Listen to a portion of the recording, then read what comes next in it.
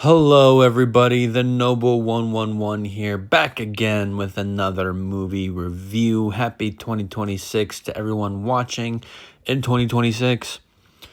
And I've been holding this video off because I seen this movie a few weeks ago, and honestly, I should have probably watched it again before making this review. But here we are. And I think this might be a short video because I don't have a lot of negative things to say about the FNAF 2 movie.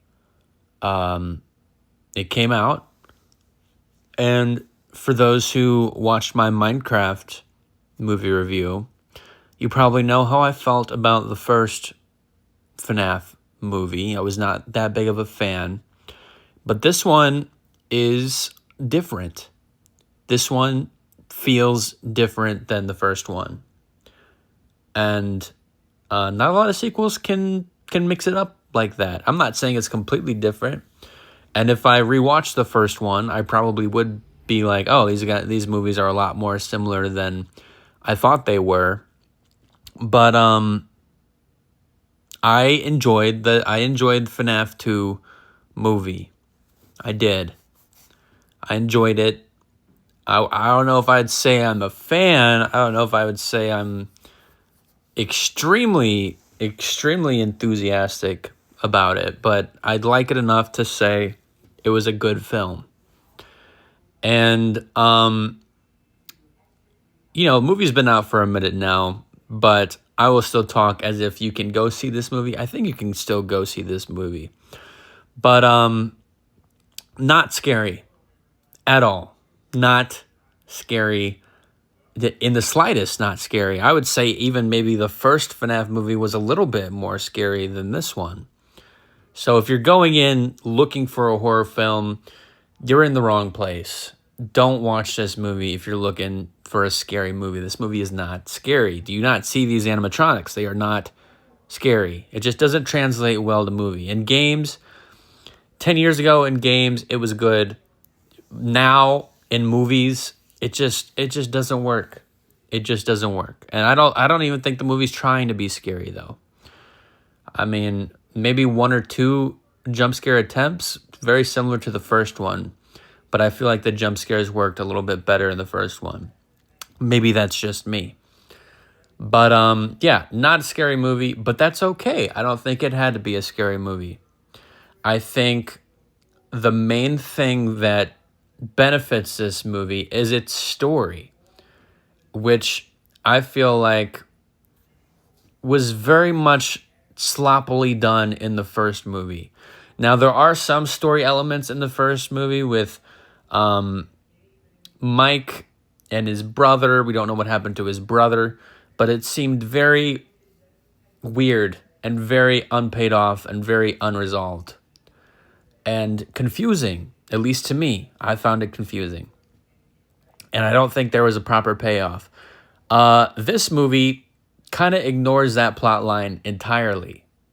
Spoilers, I'm so sorry. Spoilers ahead if you haven't seen the FNAF 2 movie. This movie ignores that plot line entirely, and I think it's in its benefit that it ignores that confusing plot line because it just didn't make sense. And I would say, too, Mike isn't even a main character in this movie, which I think also benefits the movie. And that's no discredit to the actor that plays Mike. That's just, it just didn't make sense for this movie. It's more in, the girl, what's her name, Abigail? It's more of a, it's more about Mike's sister than it is Mike. And, I think it works to its benefit 100%. And a little bit more story elements on Vanessa, which I think is very intriguing. And, the Vanessa payoffs maybe didn't happen in this movie, but you can tell it's going to be a main central point for a third installment in the FNAF movie, which is going to happen. You can kind of tell it's going to be a third. That's probably going to be the main plot of the third one.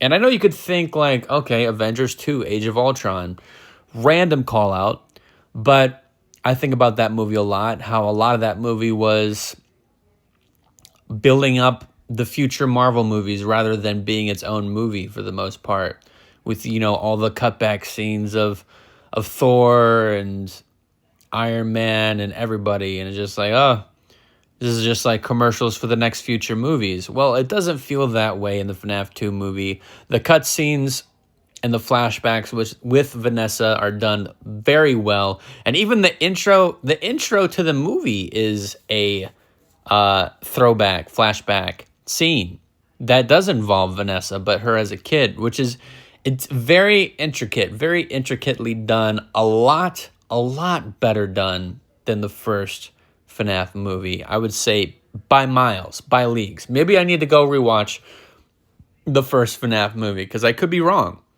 But I would say to a T, it does its story a lot better. And I would say that would be the trade-off, is there's not a lot of scary elements, there's not a lot of horror elements at all. Now I guess horror elements, yes, but not to a scary extent. I would say no. But I feel like the trade-off is, okay, well, we can't do this, we can't do that. We can't make this movie super gory because some kids are going to watch this. But instead, let's trade that out for a good story. And I think it pretty much nails a good story. Now, I'm sure there are some flaws here and there, but I'd say for the most part, it is a good story. And I think that's what I was kind of looking for in the first movie, was like, okay, well, everyone likes this game series because of the story and the lore and what makes this series so interesting.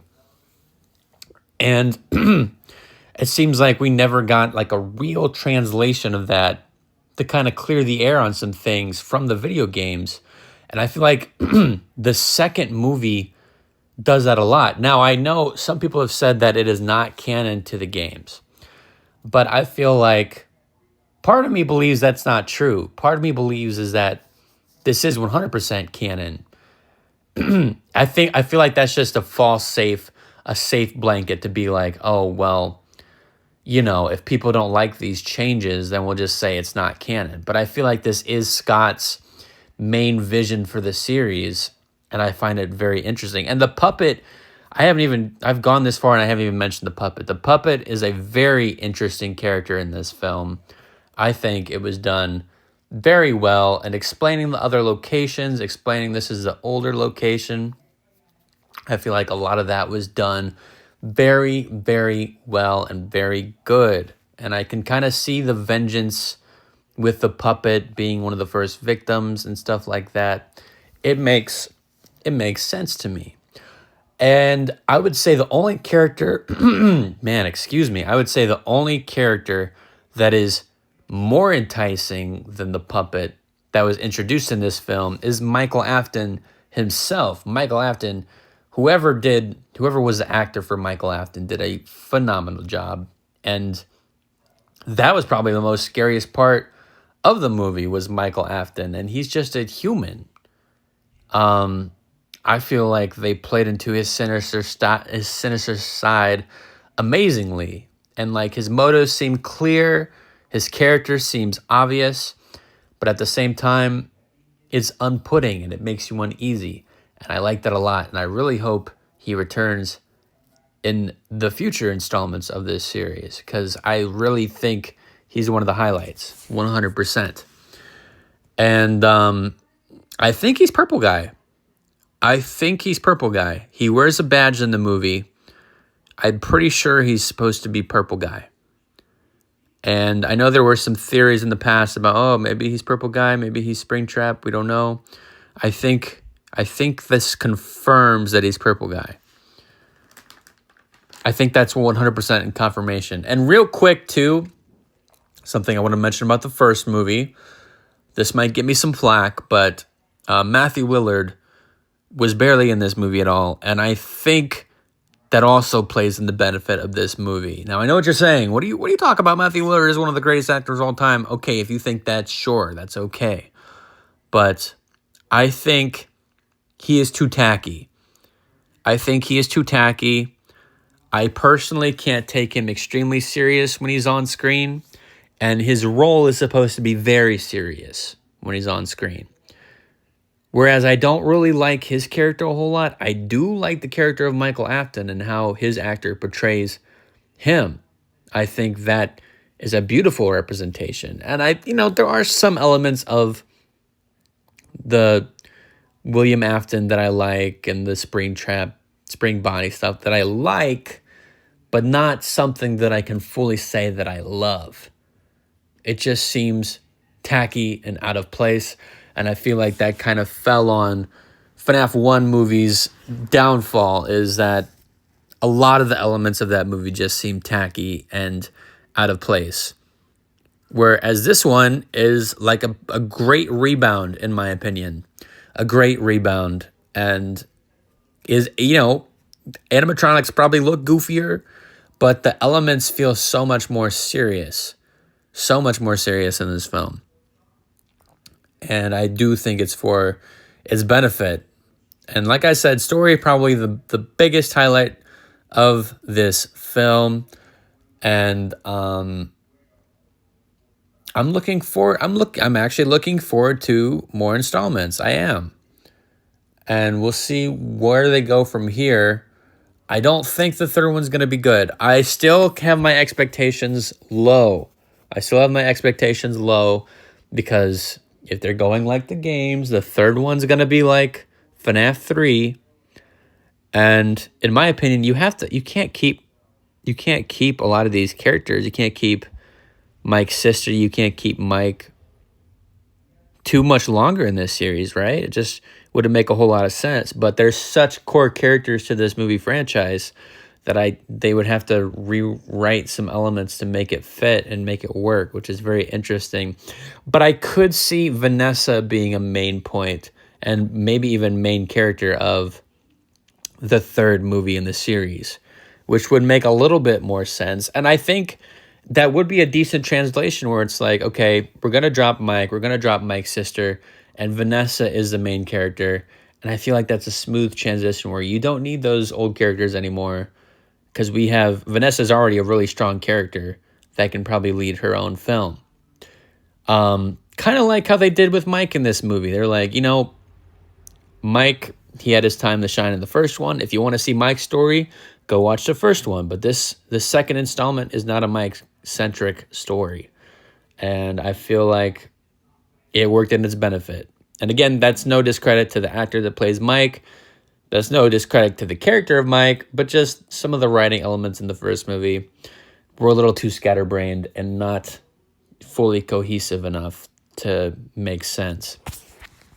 Some other things that I would like to mention, I'm kind of been all over the place with this review, but at first I was very turned off by the puppet's character in this movie and how the puppet seemed to be a ghost that kind of could take over anyone. I was kind of turned off by that, but they did a good explanation. They explained it. Now, see, that's what I can appreciate. They explained it within the movie, and it wasn't dumbing you down. It was explaining the context, the exposition, and it wasn't a boring exposition. I'm pretty sure it was like a one-liner or a two-liner that was like, oh, yeah, that's what happens. This is how it works. And I was like, oh, okay, that's how it works. Okay, I can't fully hate that. And the visual effects, at first I thought they were going to be bad, but they actually were really good. And I guess something to split off real quick, the animatronics in this movie are amazing. And I would probably compliment that as well to the first movie. The animatronics in the first movie were also very good. But in this second one, they are still on par, very, very nice. And I believe Jim Henson's puppet company worked on these animatronics and our costumes, and they did phenomenal. It's like a one-on-one translation with a lot of these straight from the games. And I got to give props there because a lot of people and a lot of companies can't do that. And that's something I mentioned on this channel a lot too, is that, designs get tweaked a lot to sell more toys and sell more merch. But the thing is that FNAF is one of those series that doesn't have to tweak the designs a whole lot to sell merch. They are already probably one of the number one toy distributors out there right now. They don't even have to tweak designs a whole lot. And they've already done that without the movies and the video games. They've already have like what, Christmas Toy Chica, I don't know. I don't know. You know what I'm talking about. They have the July 4th Bonnie Funko Pop that you can go buy. I don't know. They already have a bunch of tweaked designs. They're ahead of the curve. They don't need to do it in the movies or shows or games because they've already done it before. So there you go. But aside from that, good visuals, good story. Puppet character is very interesting. Interesting to see if the puppet returns at all. I kind of forget how the movie ended, honestly. I think the spirit just went back in the music box. And the toy animatronics. Now, again, this is a very minor critique, but towards the end of the film, the toy animatronics were destroyed by the main animatronics. And I feel like the toys would be able to I feel like they would be able to defend themselves against the main animatronics. Because, I mean, they're just designed better, you would think. But if you want to get technical, apparently the toys came before the possessed animatronics, at least according to this film. So if you want to go by that logic, then I guess the toys are technically older, even though they look far more advanced and far more technology driven, which I guess could be another critique of this movie is like, okay, well, explain this. How are these animatronics so much more higher quality and higher in depth than these other animatronics that are supposed to be newer? That doesn't really make sense. And the withered animatronics kind of have an explanation in the movie, but also kind of don't really make sense. But I can buy it. I can buy it enough to make sense that they're prototypes. Okay, sure. I can buy that enough. But I know there's probably a lot heavier FNAF fans that are like, this is stupid. And they might be right. Another thing, I feel like Toy Chico is a big part of this movie, and I don't think that's a wrong thing. But having Toy Freddy and Toy Bonnie be side characters feels a little weird. And I know they probably couldn't have added like an extra 30 minutes or extra hour to this movie just to flesh out. And I guess they're not really characters too, if you think about it, because I guess they're not really possessed. They're more so controlled by the puppet. So it's not that big of a deal. But, you know, announcing Matt Pett as the voice for Toy Bonnie and giving him like 3 or 4 lines, and they also pitched his voice up, which I feel like they did not have to do, but they did. I just felt a little head scratching to me. But can't fully complain. Like I said, I do enjoy this movie. It does have its faults, don't get me wrong, and I feel like it could have been a little bit better. I mean, I can't even imagine a mature rated R version of this film. Could they go down a rated R path in the future? FNAF 3, FNAF 4, FNAF 4 rated R film could be very, very crazy. I honestly feel like this movie could benefit from a rated R. And, you know, you can have kids in rated R movies. Maybe not kids watch rated R movies, but, I mean, in my theater, I don't think there was any kids in my theater. So, I don't know. Those are just some thoughts I've strewed together. But overall, I enjoyed it a lot better than the first one. That would be my tagline for this movie review. This is a lot better than the first one. Interesting to see where they go from here. Matthew Lillard is probably going to be a big part of the third one. And I'm not a huge fan. We'll see if he can rebound himself. He kind of does in this movie a little bit. He had some decent scenes in this one, but not scenes that I love personally. We'll see if he can rebound in the third one. Third one could be a stinker, so I don't want to get too excited. But this is my favorite of the series so far. Tell me what you think. I'm going to have to give this movie review, a 3 out of 5 stars. All right. Let me know what you think. Was I too harsh? Was I too nice? in the comments below. Like and subscribe. And let's try to get to 200 subscribers. That'd be crazy. That'd be crazy. But I'm going to try to work on a lot more content in the future. All right. More movies and news and content coming your way. Peace out, everybody. Bye-bye.